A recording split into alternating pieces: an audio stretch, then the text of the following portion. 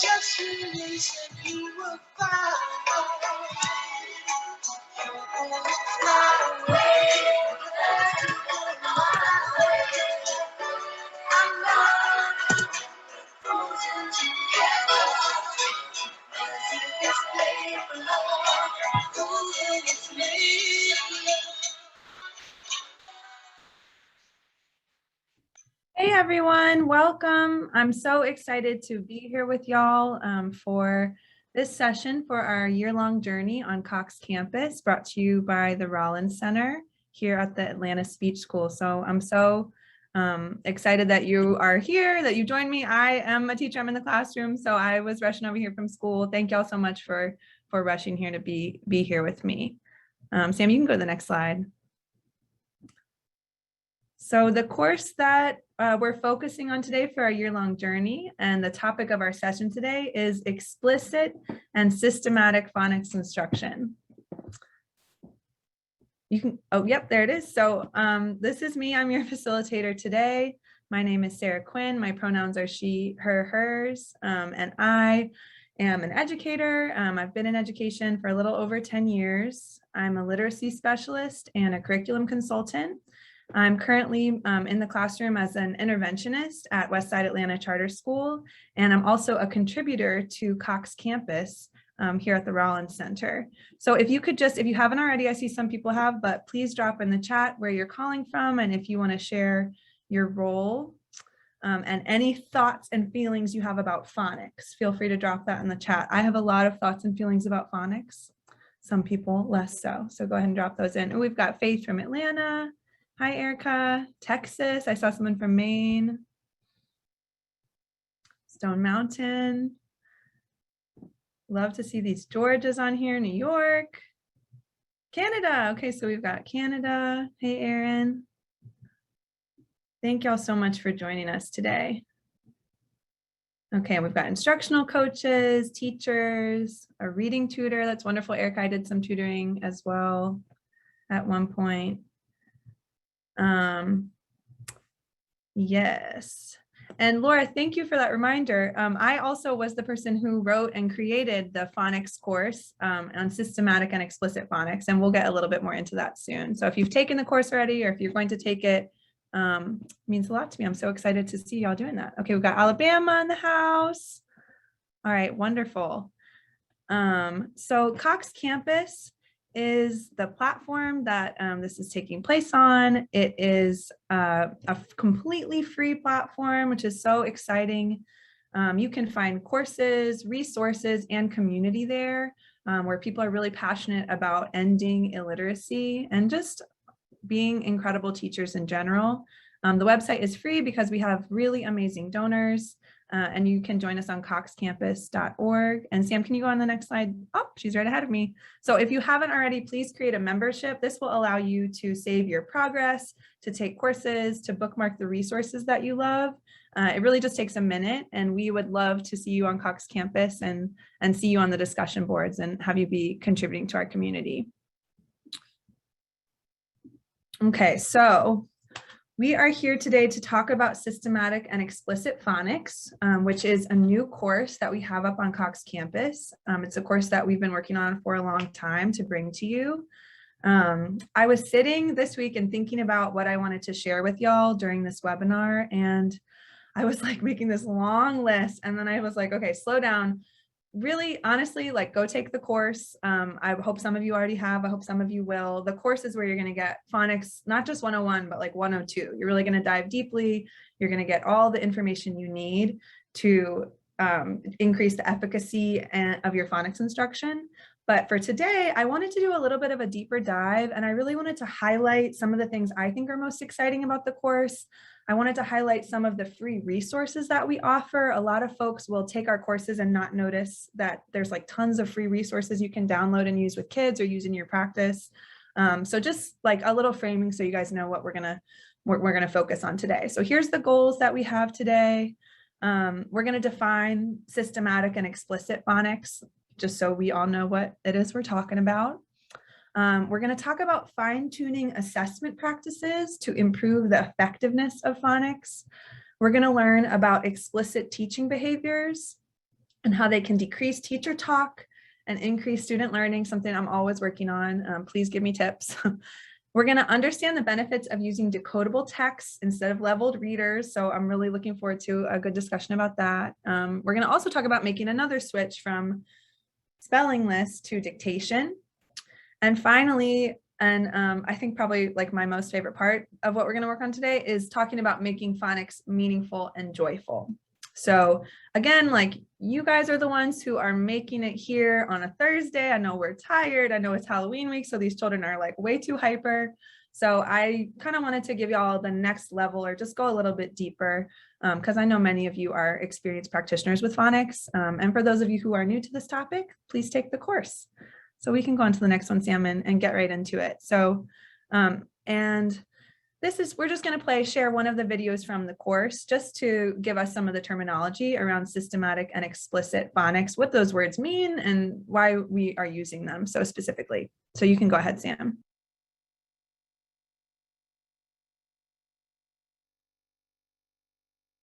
First, let's start with the name of this course. This course is called Systematic and Explicit Phonics for a reason. You're going to be hearing those terms a lot. Why is that? Let me explain. Phonics instruction teaches the relationship between phonemes and graphemes. Phonemes are the smallest unit of spoken language, like p, sh, or I. The slashes you see around the letters mark them as sounds. A grapheme is a letter or a group of letters that represents a single phoneme, such as P, SH, or IGH. In other words, phonics teaches the connection between written language and spoken language. Systematic and explicit phonics instruction has consistently been proven by reading research to be the most effective approach to teaching phonics. Teaching phonics explicitly means directly teaching letter-sound relationships to students. Explicit instruction in phonics demystifies written English so that all students can have access to mastering the skills they need to become readers. Teaching phonics systematically means teaching letter-sound relationships in a cumulative sequence, ensuring that all students get all the information they need to crack the code. Systematic and explicit phonics also means that students have well-designed opportunities to practice and master taught skills, and that their progress is tracked with appropriate assessment. There is a significant correlation between children who have strong decoding skills early on and those who become successful readers. Students who receive explicit and systematic phonics instruction are better at reading and spelling words, as well as comprehending what they read, than students who do not receive that instruction. Systematic and explicit phonics has been proven effective in preventing and remediating reading difficulties. We know it's crucial for students with dyslexia or other language-based learning differences. And it's been proven effective for dual language learners and for students across socioeconomic groups. For all of your students, their development as readers is just too important to leave to chance. Okay, great. Thank you, Sam. You can click onto the next slide, please. So when we think about systematic and explicit phonics instruction, we want to make sure that basically our students are getting every single piece of the code so they can crack the code of written English so that they can demystify it and they're able to decode and encode words to read and to write with fluency and with meaning. So in order to do that, we need to make sure that we're systematic about it, that we're making sure that we know what each kid knows and we give them what they need and we give them the practice they need in order to achieve automaticity with all those pieces of code.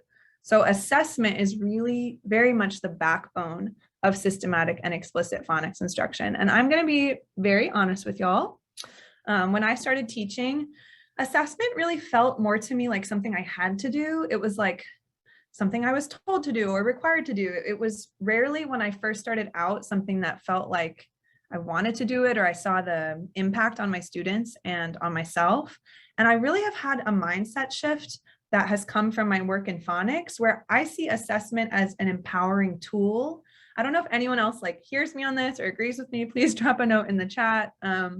but I've started to see the way that it can help me get to know my individual students and to really feel empowered to make smart decisions. So I'm no longer dependent on what I'm told from my administrator or on a policy. Not that I don't listen to those things, of course, take those things into account, but where I, as a teacher, am a professional and where I'm able to make really skilled decisions, and then I can see amazing growth from my students. And I'm constantly assessing. I'm doing beginning of year assessment, middle of year, end of year, and of course I'm doing weekly assessments, and sometimes even daily anecdotal assessments to see, are they getting it? Where are the gaps and what do they need? So let's check out the next slide, Sam. So I wanted to highlight for you all in the area of assessment, we have two amazing assessments that have been available on Cox Campus. If you've taken the assessment course, you on Cox Campus, like you might be familiar with these, but we've actually updated them and just kind of like added more and made them, I think, a little more user-friendly, a little more comprehensive. So the first one is a decoding survey, and that is something you're going to give at the beginning of the year to figure out, okay, what kind of words can my kids decode and what kind of words do they still need to learn to decode? And that's that first resource there. And I think, if you don't mind, Laura, dropping the links to these in the chat so folks can go check them out. That goes all the way from CVC words all the way through multisyllabic words that have suffixes and prefixes. So really is going to take you through the continuum of patterns that students need to learn in early elementary school in order to be proficient readers. So that'll give you, okay, what do my kids need to know? Where do we need to go? What groups am I going to make? And then what are those groups going to actually be learning? So not to just like open your program on page 1 and start, but actually to really tailor it to where your specific kids are and what they need. Okay, I'm glad to hear that you understand what I'm talking about, Susan, about how important assessments are, because it has really been a big mindset shift for me. The second resource that I want to highlight is the second one displayed on the screen here. This is our progress monitoring tool for phonics. And this is not something you would administer in its entirety, but you'll just like use little parts of it depending on what you're teaching. So if you've just taught, right here on the screen, if you've taught the sound oi, spelled OI and spelled OY, you can use our progress monitoring to check in and see, okay, can the students who have learned this, have they mastered it? Can they read real words? Can they read nonsense words? Do they need more practice? Do we need to move faster? So you have this for like all of the specific patterns. So having this progress monitoring tool, I think, can be a big lever in your small group instruction or even in your whole group instruction, depending on how you have your classroom set up. Will you go ahead, please, and drop in the chat any assessments that y'all are using that you really love for phonics specifically? So phonics assessments that you use that you love. I would just love to like see the knowledge of people in the Zoom room. So drop in the chat any phonics assessments that you use in addition to these great ones that we have for free, printable today on the Cox Campus platform. Okay, core, yes. Core is very similar to our decoding survey. Awesome.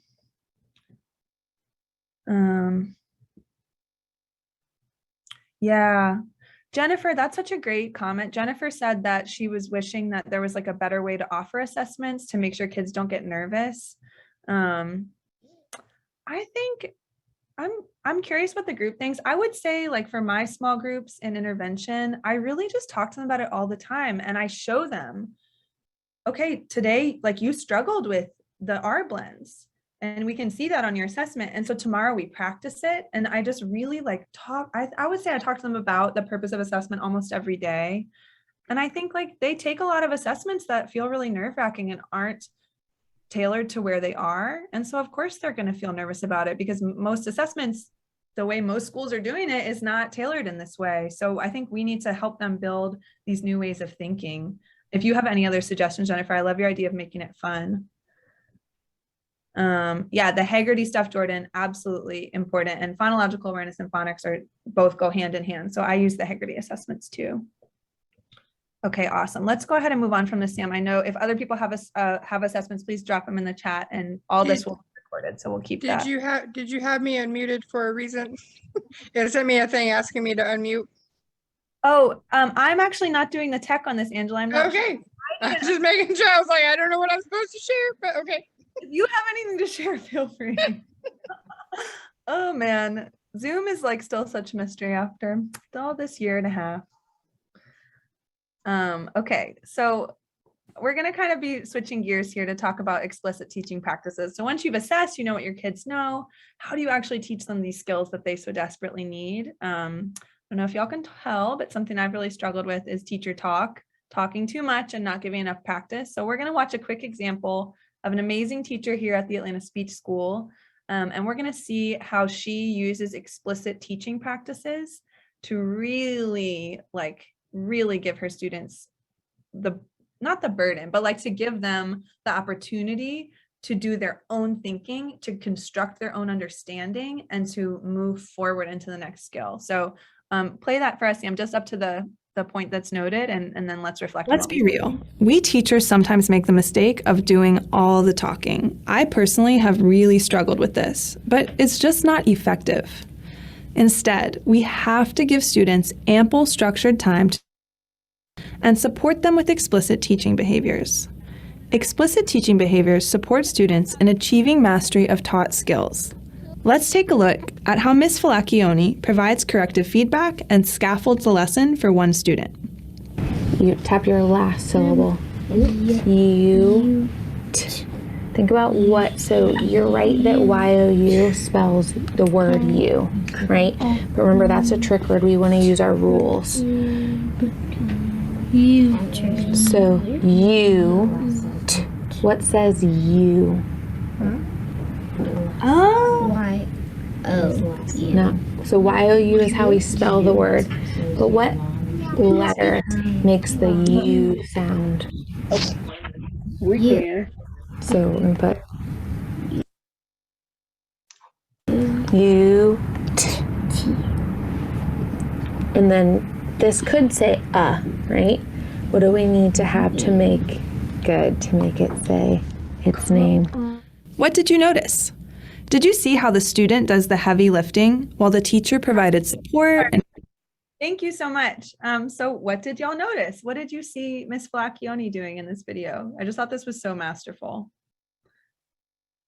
If people want to come off, if people prefer to come off mute and talk, you're welcome to do that, or you can just drop it in the chat. What did y'all notice this teacher doing?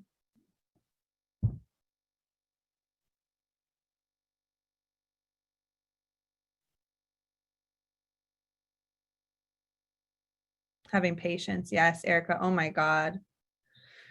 So much patience, because their brains you're having to construct on what they already know and the way they already understand it. So taking the time to say okay, what is her misconception? How do I slowly address it? Just slowing down from our adult pace to meet them where they are. Yes, and Erin, confirming what the student knew first, that is masterful scaffolding. What does the child understand? They're not just doing things randomly. And if you hone in on their misconceptions, it's going to give you the key to unlock that skill for them. I love how you said that. Jennifer, letting the kid read it, right? Stepping back and letting them try the word and not rushing to fix it, giving them the space to make that mistake and to practice it. It takes time. Coaching students in their areas of growth and having the student identify what they're working on. Yeah, Faith, that's really smart. And then Laura, yes, the mental sweating is on the student, totally. So we actually have a resource, giving them time to pronounce it. Oh my gosh. I think that goes back to what we were saying about slowing down and allowing the child to move at the pace that works for them. And, making sure that it's a balance, to make sure they get the practice they need, but that it's meaningful practice for them. This is something I'm always working on is slowing down. Let's go to the next slide, Sam. So we do have a resource for y'all that's available on Cox Campus that just breaks down the explicit teaching practices. And some of this is adapted from Dr. Deb Glazer's work on the top 10 reading teachers tools, but modeling, specific praise, corrective feedback. So these are all the different types of explicit teaching practices that you might employ to get the students to construct their learning and also to help scaffold for them. And then we've got definitions and also an example of each. So this would be a poster you could print out and hang next to your small group area or use for professional development if you're leading PD at your school, just to give teachers a chance to build our muscles in these areas. All right, let's move to the next one, Sam. Okay, so no, it feels like we're like switching a lot, but there, I just want to touch on a lot of things for y'all because I know you guys already know a lot of stuff. So decodable texts are sort of like a hot button issue, or can be. And this is something that we've been doing at my school, Westside Atlanta Charter School, this year, which is so exciting, is we're making a shift from relying on leveled readers for our small group instruction in K2, and even a little bit of 3 and 4, depending on what the kids are working on. And we're shifting to, until kids are able to decode, they really are using decodable text for small group instruction. So a decodable text has words that students can decode. They can break them down and read.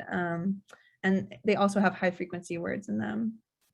If they're controlled decodable texts, they are chosen to include only patterns that the students have already been taught. So you're not giving them a bunch of code that they don't know yet. You're really making sure, okay, I've used my assessment, I know what they know, I've taught them these things using my explicit teaching strategies, and now I'm giving them a decodable text that, to the best of my ability, only has things that they can do independently on their own, and I can support them when they're struggling through those. Or yeah, I mean, sometimes honestly it is. Yeah, I can support them in the mistakes they're making and support them in being able to achieve like the skills they need to read this text. So this is not a leveled text. And that's what I used when I first started teaching. That's what I was given to teach. A lot of leveled texts for younger students and for students who are still learning to read are really reinforcing guessing. They're asking kids to guess based on the first letter, or guess looking at the picture, or to like guess based on what makes sense. They don't include words that the child, if they're still learning to decode, can actually break down and read.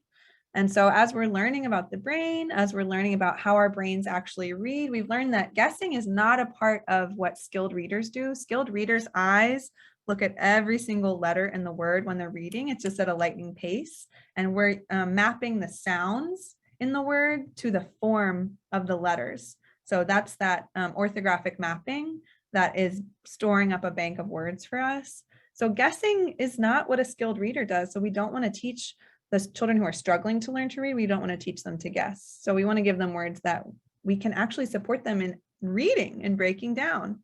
The best decodable texts are going to have rich content. They're going to have great stories. You're not going to sacrifice that meaning or the discussion you can have. And no matter what the texts are, you can develop students' vocabulary and develop their comprehension. We want to make sure that we're not ever holding up decoding over language comprehension, but we're always developing both. And for some decodable texts, like especially if they're super simple, that might mean that you're pushing in the vocabulary. So if it's like, I should have thought of an example. If it's like the cat sat on the mat, you're thinking about, okay, what is a vocabulary word we can push in? What is a different kind of comprehension question or a connection we can make? And hopefully you're reading rich and amazing read aloud text in the classroom, and you can draw lots of great connections and help students develop their vocabulary and comprehension with the aid of all of those texts. You can go to the next slide for me, Sam. Let's actually stop and does anyone have questions about decodable text? Let me take a look over here in the chat. Any questions about decodable text before I share this resource? I'm not sure if the PowerPoint will be shared, Felicia. That's a question for Sam and Laura, but maybe they can answer in the chat. For decodable text to support intermediate grade levels, I think it just depends, Brenda, on the patterns, like the specific patterns. This is something I've been trying to do for my teachers at my school. Drop your email in the chat, Brenda, and I can share with you the ones that I've sent to my teachers. My school is going to be getting geodes, which goes with the foundations program. It's Wilson. And that does go like pretty high with the skills. It goes into multisyllabic words. And there's a few others that go up higher. And I've seen the speech school has some really cool ones too, but I don't have those like in front of me, but I can send you a list if you drop your email. Okay, perfect. Yeah, Jordan, I mean, most schools, like when I walked into my school, I work in an amazing school, and I walked in and they had like floor to ceiling leveled readers. And this is like a big shift for people. And I think it's something that we have to talk like openly and honestly about. I think there's like a lot of merits to the way that many brilliant teachers have taught guided reading for years. But as we're learning more about the brain and how we read, we're going to have to loosen up and shift away from some of those practices and keep the good stuff, like keep the amazing comprehension development and the amazing vocabulary development that comes with great guided reading, and make sure that we're actually teaching kids to decode so that they can really take off and not be limited by those guessing habits. Okay. Awesome. So this is, we'll give you guys a starting place on where to find decodable text. If you're like me or you're like Jordan and you don't have those at your school already, just some suggestions about what you can do to make them yourself, to find help. There's also those links in this resource are like 2 wonderful lists of decodable texts. The first one, they're all free. I would recommend the ones from CKLA. They have like really great decodable readers that it's kind, you have to figure out like if they'll work for the patterns you're teaching, but those are the ones I've been using lately. I'm really excited about those. Yes, and then we've got another recommendation. Oh my gosh, Kara, thank you so much. The catch-up readers from phonics books. Okay, awesome. I think if someone could go on mute. Okay, I can't tell it is. All right. Okay, cool. Yes, and then if anyone else has decodable text sources that they want to drop a comment in the chat, let us know if there's anything you're using. One other thing I wanted to mention is called West Virginia Reading First. Give that a Google. They have amazing phonics lessons that are already scripted out for us that follow a great scope and sequence. It's all really explicit. And those have decodable passages. They're not necessarily books, but I think passages can also be really helpful in this situation. And they have a ton of those. So if you can go to West Virginia Reading First and check out those decodable passages, that's another great source. Any other sources for decodable readers that y'all love? Feel free to drop them in the chat if anything occurs to y'all. All right, let's go to the next controversial opinion, Sam. Okay, I'm just gonna play this one and then we can discuss. Make sure, Sam, please stop it at I don't remember what time it was, but it's in the note. Thank you. Let's talk about the next component of an effective phonics program, dictation. In explicit and systematic phonics instruction, we do not recommend the use of a traditional spelling test. Why? Traditional spelling tests can force rote memorization instead of helping students learn the rules of our written code. Spelling tests don't help students generalize their learning so that they can decode other words beyond the list. Instead, we propose that you use dictation, which is guided spelling practice. Dictation helps students engage in orthographic mapping, committing patterns and words to their long-term memory. You can't train every word this way. You are training a way to approach words that they can then apply to unknown words and helping them gain automaticity. Thank you, Sam.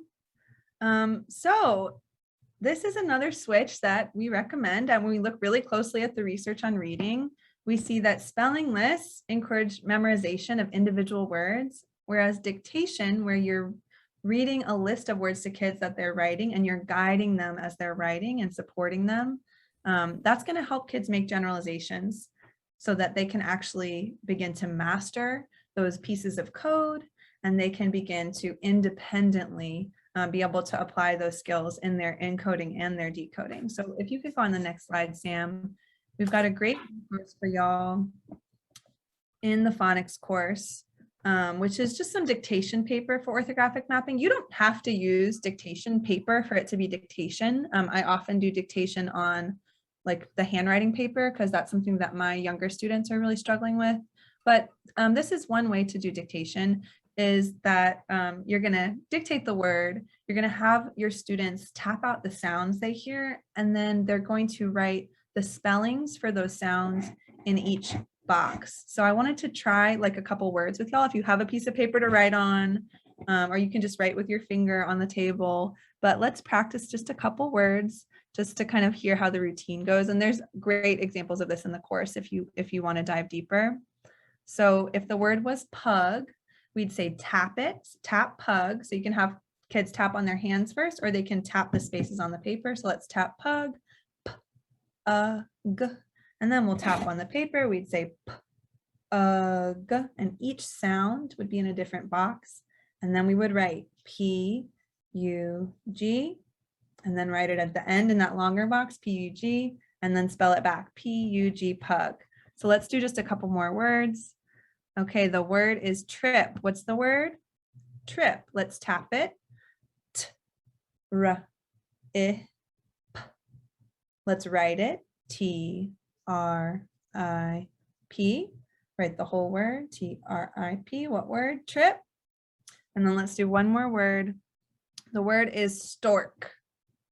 So in this word, there's going to be two letters that make one sound, and those two letters are going to go in one box. So let's tap stork, stork.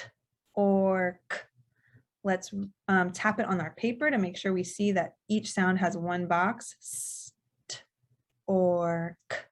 And let's write it, S-T-O-R-K, stork. And then we'll write it at the end, stork. I'm kind of speeding it up for you guys because, like, you know, we don't need to do this all day, but just wanted to give an example of what dictation looks like, and you're really guiding and supporting them. And of course, you're always pushing them to be more independent with the skill, but you're providing scaffolding whenever they need it. Okay, cool. Any questions about dictation before we move on from that?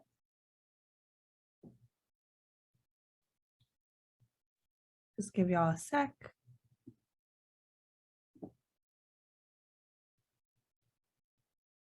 All right, well, feel free to drop those in the chat. And as always, you guys can come to Cox Campus and leave a comment on one of the discussion boards. All right, so this was the part I was really excited about to do with y'all. This is where I need y'all to bring me your new ideas, because it's October and my students have seen a lot of my tricks, so I need some new tricks. So why meaning in a course about phonics?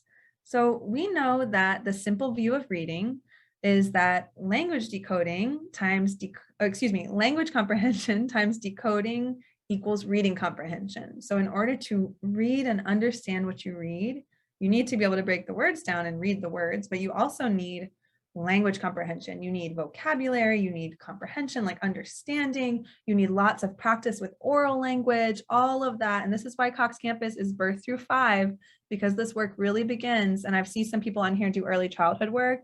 We need you. You are part of our phonics journey too. Even though you may not be teaching kids these discrete skills, this is all part of one long continuum of language and literacy instruction. So meaning does not go out the door in my phonics classroom when we're doing phonics instruction. We're still talking about word meanings. I'm always increasing their vocabulary. I'm circling back a lot of the same words when we're working on a skill, so that students begin, like we've been doing like PR blends for one group that's really struggling with R blends. We're doing a lot of R blends, and we've been doing the word primp, and we've been like acting out primp, talking about why you would primp. We're just kind of bringing that word back around again to support them in their vocabulary. You're also making sure that it's actually meaningful to the students, that they know. This kind of goes back to, I think it was Jennifer, your question about like, why are we doing the assessments? Do the kids know what this is about? Why does phonics mean something to them? Like, what does reading mean to them? What does writing mean to them? What books do they want to read? What kind of books do they want to write? So making sure that phonics is not just like something they have to do, but it's something that actually means something to them at the end of the day and increases and like broadens their world. And going hand in hand with that, obviously, is joy. Phonics should not be a time that is like this. And believe me, I've had those days where like you just have to get through it. You feel like there's just so much they need to know, and you care so much about them becoming readers that sometimes I think it can become kind of like you're drilling them on it, and you're just getting through it. But we all know that's not how students learn best. So including practices that are joyful, making phonics a time for fun and excitement, those, we got to do it. It's not something that you can choose to do or not. Kids need to learn this, so we need to make it joyful. Let's go on the next one, Sam. We've got just a preview of the course, and then we're going to share y'all's ideas, because that's really what I'm here to hear. This is just a slide from the course, one of the concept maps that just shares some ideas for making phonics meaningful. So engaging in rich conversation during phonics, asking students really great questions, making the connection to their home language, whatever they speak at home or even at school, depending on the school you work in, to languages other than English, if it is English you're teaching them in phonics, making connections to word meanings, playing word games, talking about their interests and bringing their interests in whenever you possibly can. Getting moving is like, I would love more strategies for getting moving, getting up out of our chairs. And then finally, the one I wanted to focus on today was students as co-creators. And I'll tell you guys what I mean by that. If you can go to the next one, Sam. So students as co-creators to me means that students are like actively involved in creating your classroom. They feel ownership over your classroom. So one of the ways that I do that is by having students help me make my letter cards. So many programs and many teachers use cards that have the grapheme, the written representation of a sound on it for drilling their students. At my school, we use the foundations deck, but I really like to create these with my students and have them actually, if possible, like within reason, I'll have them like pick a word to make sure it matches the pattern. And then they do the drawings, and it just is like a small thing, but it just, I wanted to share it with y'all because it's a little thing, but I find almost every day that one of my students, I have second and third grade right now, almost every day one of my students says, that's my card, or I made that, or like, ooh, that's my card coming up. They just have really deep connections to these cards that they drew, and it's a small thing, but it's just, they feel proud, they feel a part of things. I think it helps them remember better. And then my favorite one, if you look in the middle, was one of my students, Paige, made R for reading, and it's just the sweetest picture of me and her reading a book together. Just goes to show you, like, these are not just abstract discrete patterns on the wall or on a card. These are meaningful sounds that are going to make their worlds come alive, that are going to help them tell their stories. So it seems like a small thing, but I wanted to share that as an example with y'all. Okay, so drop them in the chat, y'all. What strategies are you all using? Or come off mute, please, if you want to share out loud. What are you doing to make phonics meaningful and joyful in your classroom? Hi, my name is Carmen. I'm from Clayton, North Carolina. Can you hear me? Yes, Carmen, you cut out for 1 second, but please continue. Yes. Well, so in our school, I teach kindergartners, and at our school, we use the Abeka learning. And what we use is with the vowels, and my kids just started doing it, and with the vowels, we use different facial expressions for some of the words we're using. So for A, for apple, we use it like we're getting ready to eat the apple, and they love it. And with the E, we use like we're growling. So we go, and they like that too. And stuff like that. That's another fun thing. And then when we're doing the ladder, we've started doing blends too. So when we're doing the ladder, we are using songs to go with it. Do you have songs that are specific to your program, or are those songs that y'all made up or recorded songs? It's songs that I've made up. I'm coming out of early childhood, so we sang just about every day in the early childhood.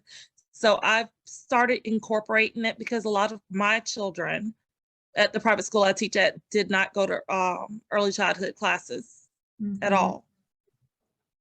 So they need that. They need that. I mean, a lot. Also, I mean, let's be real. Like, the pandemic has been a huge interruption for all of our kids. So I'm teaching second graders who have been at school like before they started this year for like half a year. So Carmen, I'm so grateful to you for sharing that. I love the idea of making up your own songs. I think that's brilliant. And I think sometimes once we get away from early childhood, we like feel shyer about that. But even with my older kids, music is so joyful and so motivating for them. And music is a great anchor for memory. Yes, Erin. Wow, that is so important. Yeah. Anyone else want to come off mute and share what they're doing in their classroom or anything they want to try? Or drop it in the chat.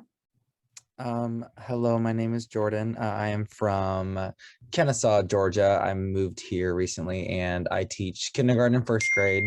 And something that I like to do is, there's a guy, his name's Anthony Broughton. He has a lot of cool videos online that have to deal with like a lot of, he basically makes hip hop music, but changes them into phonics. So like one song we listened to, it says like, take the letters and we blend them up, make a sound and move with it, show what's up. And then it'll say like CH is the chicken. And then like we act it out and things like that.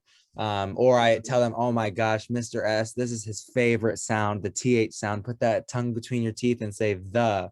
And then we say things like that. Say, oh, I loved hearing you say that, different things like that. But kind of saying, oh, this is my favorite, or being as much as a kid as they are. And when they see me kind of acting all kooky and crazy, they get more excited about it and want to be as participatory as they can. So that's kind of some things that I do.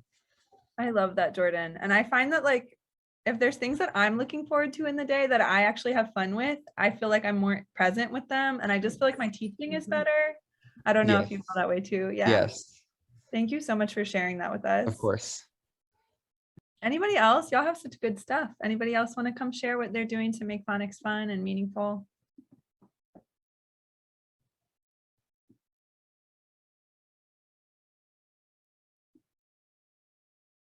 Yeah, Jennifer said in the chat that she has songs. I still remember my 50 States song as well. I do. So it just goes to show anecdotally, like music is going to be really powerful for them. If there's any other videos like that you all love, I know it can be hard to find. It can be hard to find, honestly, high quality resources that are aligned with the science of reading that are teaching the patterns correctly. This is part of why we wanted to offer this phonics course for you all, because there's a whole section that is teaching you that rules of English and like slowing down and actually teaching y'all the code, because there's many brilliant teachers. I work with a teacher who's brilliant. She's in her 6th or 7th year, and she's just never taught at a school where they taught phonics. So like she didn't know the difference between a blend and a digraph. And it's not because like she's so amazing. It's just not something that she's learned. So we want to empower y'all to have this knowledge so that you can be, really discriminating about the resources that you're using with your students. Okay, any other ideas before we move on? I'm just going to give a little bit of a moment if anybody is like on the fence about sharing. I personally would really appreciate if you would share, because I need some new ideas.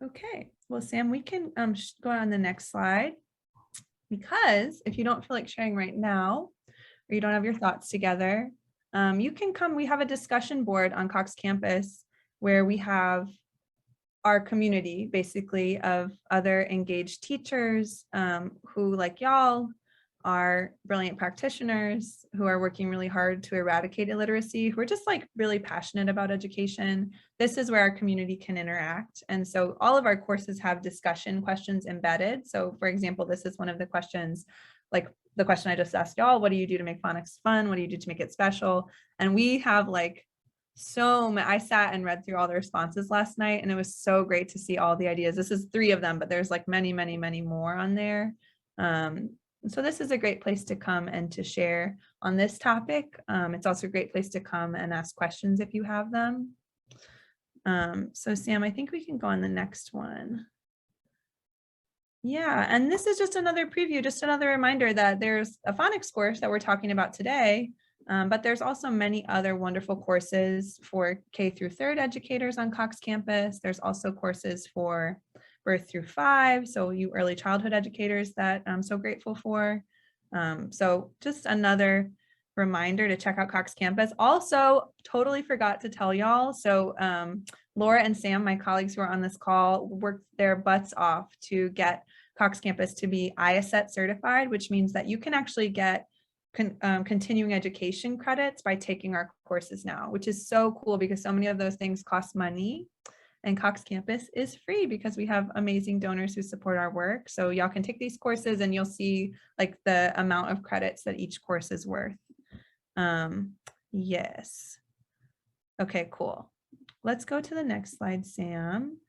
Just wanted to give you guys a chance to ask any questions, like anything that came up. I know I just threw a lot at y'all. Also to ask each other questions, or if you had anything that you kind of just wanted to say or wanted to share about. Would love to just give a moment if anybody had something they want to say or share, and you can drop those in the chat or just feel free to like come off mute.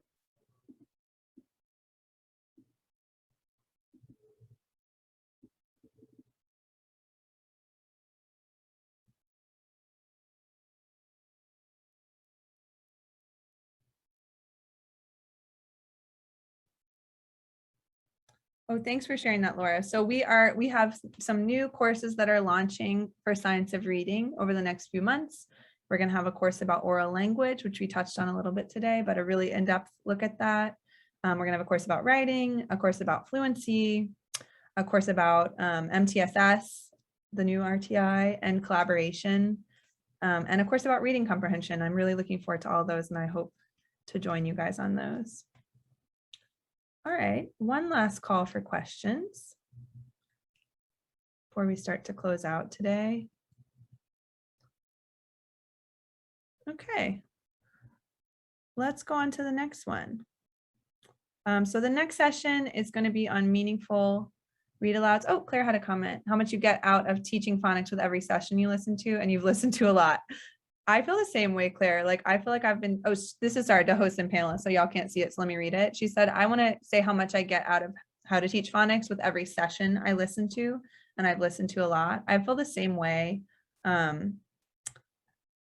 Just like as someone who's dived really deeply into this, there's just always more to discover. Also, I mean, it's based on brain science. So the brain science is something that is constantly growing and being updated. There's so much out there to learn about. And I think just try like one thing from today, one thing in your practice that you're going to try moving forward, just so that it feels a little bit more manageable, knowing that there's always more to learn. So next up is our Meaningful Read Alouds course. So you have the chance to take that in advance or to take it afterwards, and you're going to be meeting with one of our wonderful Cox Campus facilitators who work here at the Rollins Center to do a deeper dive into that. And that'll be December 2nd at 3 p.m. It says Central Time, Sam, but is that supposed to be Eastern Time? It's supposed to be Eastern Time, yep, because we're here in Atlanta in Eastern Time. Okay, and Virginia had a comment, Reading A to Z has downloadable decodable passages. Yes, so many of us have used Reading A to Z for leveled readers, but you can also check out the decodable readers on there, which I've used those too, Virginia, and some of those are great.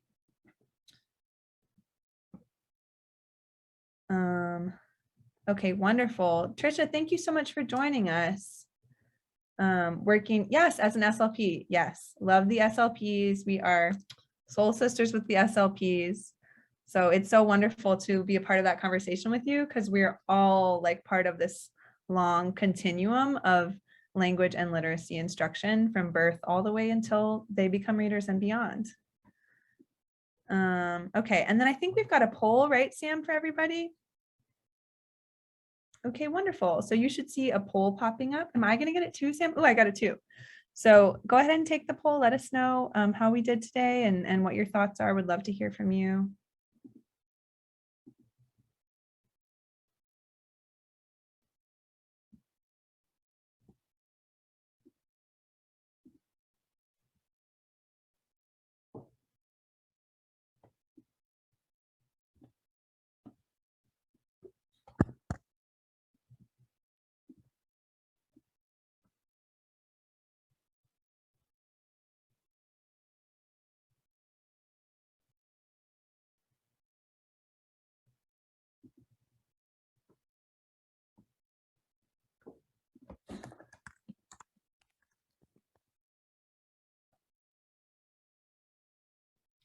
Ooh, yes. And Laura, stay after you take this poll. We've got a survey that we're sharing next and a chance to win a, did I read this right? A $500 gift card for Amazon.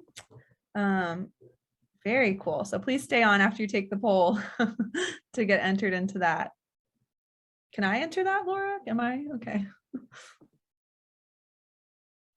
You're hilarious. You're cracking me up. Yeah, why not? Aren't you a Cox Campus member? I am an avid Cox Campus member.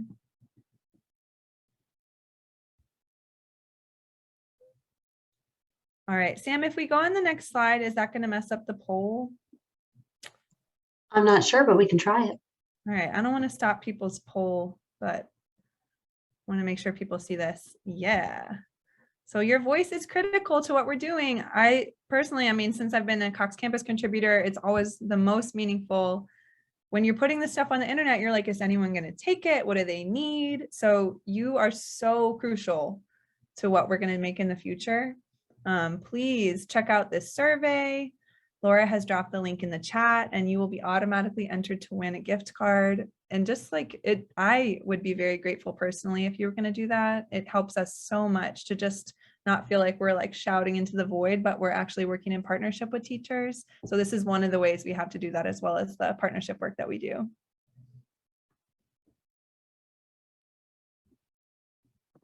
And I'll just say that link to the survey, if you didn't download it from the chat or if you lose it accidentally, that will also be included in the follow-up email. So do not distress. We will make sure you have access to the video link. It'll be posted on Cox Campus from today's session, as well as the link to the stakeholder survey and some other great links from the course and the PowerPoint. Thank you, Laura. All right, well, let's wrap it up with the last slide. My poll's in the way. We are so excited to see you at the next session on December 2nd, and that is supposed to be 3 p.m. Eastern Standard Time. You can go to Cox Campus and click the events tab to see what else is coming up. I know many of you are also working early childhood, so you'll see we've got events for early childhood educators as well, so you can check those out there. And we'd love to see you then. Thank you so much for joining me. I appreciate y'all being here, and I hope you have a wonderful Friday and an uneventful Halloween that you enjoy.